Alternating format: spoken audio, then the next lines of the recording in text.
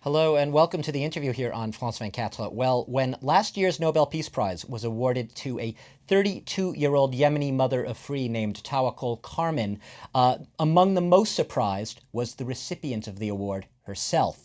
Now, when she got the news, Karman said that she had been unaware that she had even been nominated for one of the world's most prestigious honors.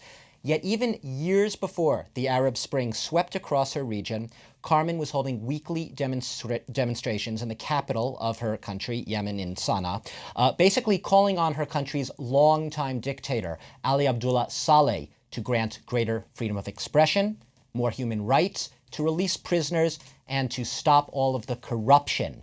Now, today, few months after getting the prize, Karman is now an internationally sought-after speaker. And that dictator that she once so loudly denounced is out of power. Saleh is removed from the scene. He's handed off to a successor.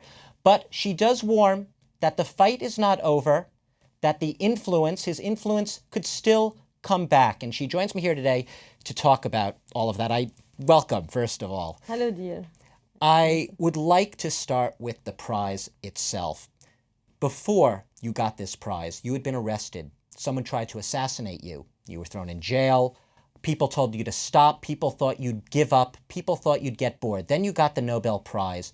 It changed your life. I was looking earlier today. You are now near the top of the Time magazine 100 list of the most influential people on the planet. You are ahead of Queen Elizabeth in England, and you are ahead of the Ayatollah Khamenei as well. You're ahead of all of them, and Oprah Winfrey in the United States.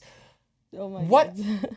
What are you doing with this new influence? One of the 100 most influential people on the planet. You fought for women's rights. How is it helping you? How are you using this influence? You know, it's something like a result of long time struggle. Not just struggle of Tawakkol Karman, it's a struggle for people who are dreaming for freedom, dignity, equality. It's result for don't give up. You have to continue. You have to know that your voice will be heard, not just to the people that you target, all over the world. So, yes, when they announced that I win Nobel Peace Prize, I was very happy. I cried a lot because I couldn't imagine this moment. So you were at home at the time. I was not at home. Not at home. It was in Change Square with people who are struggling, who are paid their bloods, their souls for freedom. So it's yes, our voice listened. Been listened, reached not just to all Yemeni people that there are millions in the streets, no, all over the world.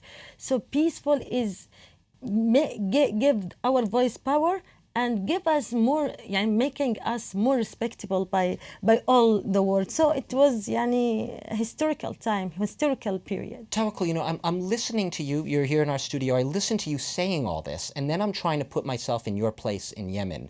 This is a country where traditionally women sometimes were not allowed out of their house after 7 p.m. You formed an organization called Journalists Without Chains. Women Without Chains. Women Journalists Without Chains. Exactly. Yes. What motivated you? Why, among all the women in Yemen who perhaps were too afraid or whatever, thought it was just no use, what was it that spurred you to do this? What? Look, how many women they are in the street now. They are the real women. They are, they shows how is the Yemeni woman and the Arabic woman and also Muslims woman and also the power of women around the world. There's the time that woman just appear that she's weak and she's victim, it's end. When people decided to step down the dictatorship and when people accepted that woman must be in the first line. When women decided to be in the first line. I was before the revolution, we were few women in the street. Few women, three of us, and we were with some youth, with some people who are يعني looking for their human rights, that we defend on them human rights. Some issues like al-Ja'ashin, people who were displaced, and many issues with journalists. Anyway, we were يعني small number, and we were carrying our microphones, and some of people they were laugh at us. How woman, she's with men, how she carry this. They did not take you seriously. Laughing. It's laughing, and they said no, she couldn't do يعني she will struggle, and she lit her house, and she will fail, she will not succeed. But what happened? Suddenly you see all women now, they are in the street, and they heard this voice, and they decided to be better than us, and they did. They lead the street, they struggle, they've been killed because they rule in the demonstrations. So now this is the real role of women. She must be leader. She must participate in the public life, and she must sacrifice, and she must know that she can create the future with men, with all the society. With all society. Some people call you the mother of the revolution now in Yemen. Maybe you don't like that title, but no, I like it. You do like it. Oh, okay. I stand like corrected. So you like it. Yeah. But it's been much harder. The impression from an outsider's perspective in Yemen, this Arab Spring has been much harder than it has elsewhere. That it has not gone well. It's been a very slow process, and it's still going slowly.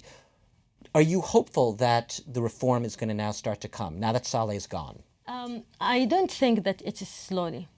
I think that it's go naturally, but it's very quick. In 1 year, just 1 year, we could step down the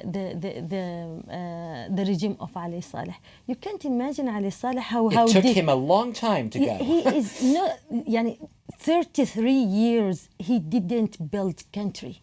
He didn't rule. He just like what he just dancing in everywhere. And just make wars between people, between ideologies, between tribes, between and that's all your sectors. Life, right? You're 33. He's been in power all your life. Yes, you've only known Saleh in power. He was president in 1998. I born in 1997. Yeah, he's 1979. 79. Yes. Sorry, he's so 1 year before. 1 year before. So he didn't build country. He just built wars between tribes, sectors, and Ali Saleh make a huge number of problems around Yemen. He didn't build country. He just build his country on crisis, on build his chair on crisis, on problems. So 1 year is very short time to step down this regime, and nobody believed before that we could that. Youth do it.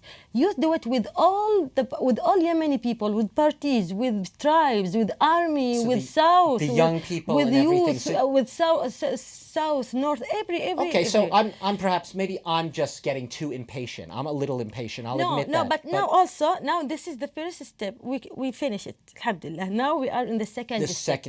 The second step, which is build an army, restructure the army and security forces. Okay.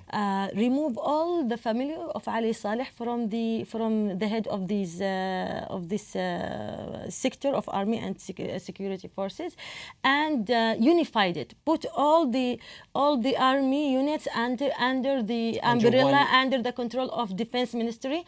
Put all the security forces under the umbrella of Interior Ministry. This is the second step, and there is other steps with this new constitution, national dialogue like that. There's a lot we could talk about with society. In the little time we have left, you're still active in politics. Now, you're a member of a party, the Islah Party, it's called. This is it's a conservative Islamic party. And some members of your party had tried to block a law that would make it illegal to marry girls under the age of 17. It would strike some people as ironic, I guess is the word, that someone who has spent her life fighting for women's rights is member of a party that still allows girls under 17 to get married. Do you see a contradiction? By the way, we are all the people who are in the revolution, all millions that they are in the streets. All of them, they hate that you tell them that you are from any party. Okay, they don't like political parties. No, we leave all our parties back. But you are a member of this party. No, you have to. We are now belong. We are part of this revolution, peaceful revolution, without speaking about our parties, our sectors, our ideology. Just revolution, just building the country. This is number one. So I am belong to the revolution. That's it. Full stop. Now, what I am as observation, as a writer, as Yemeni, I don't accept that somebody said that Islah Party is conservative or any other party. We have many parties in Yemen, conservative from right or from, because conservative. In the little time we have left, though, very briefly, No, though. conservative. You can say that there is somebody from right or left. They are conservative. Okay. In Yemen, the conservative people, they are feeding by the previous regime, which is Ali Saleh. Tawakkol Carmen, Yeah. I'm sorry.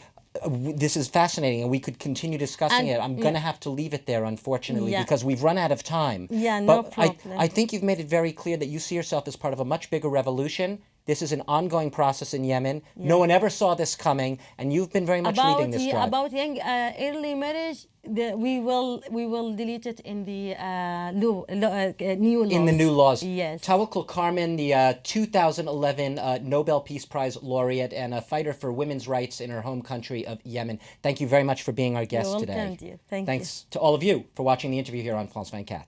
Yeah, we can speak about